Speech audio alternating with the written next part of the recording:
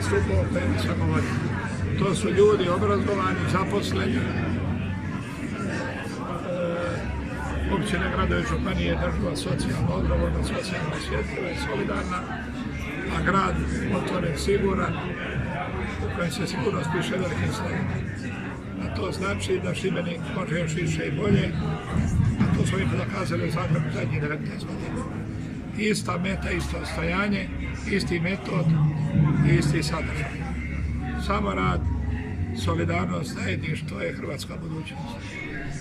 Znači ono što smo od Zagreba napravili zadnjih 19 godina možemo pomoći i u Šibeniku, kao sada kao konstruktivna opozicija, ljudima koji odgovaraju naše vlasti, a nakon izbora sam uvjeren sigurno da nitko u Šibeniku neće sastaviti odgovorniju vlast bez Stranke rada i solidarnosti. Sam modelat, kaj bi mi rekli u Zagrebu, ili kako bi mene moja mater naučila, idemo sinko raditi.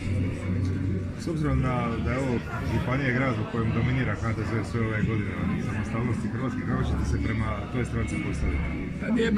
Nema da radi solidarnost niko ekskluzivno pravo ni privilegij. Nema ni na domoljublje ekskluzivno pravo HDZ, niti hrvatski antifašizam, SDP. Nema ni HSS ekskluzivu na hrvatsko selo.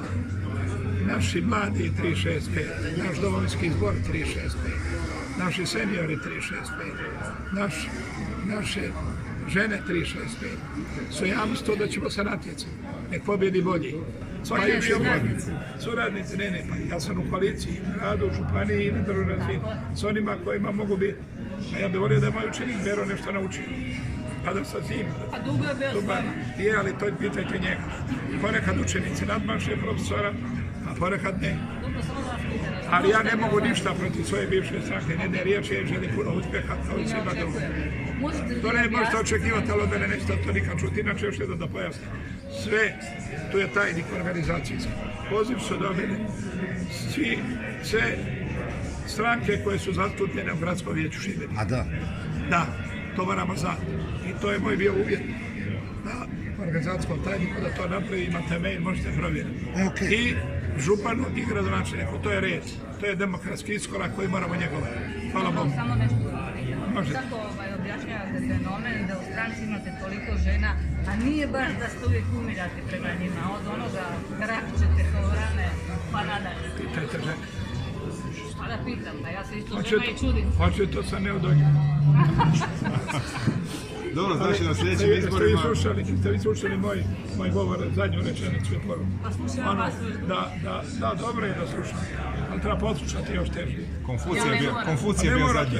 Da, Konfucija je predzadnji, ako vas u gradu 95% ljudi ne podnosi, mijenjajte grad. Ako vas svi podržavaju, mijenjajte grad za mjesec dana, nastojite otići. Ako vas svi obožavaju, onda nastojite ujutro otići iz grada.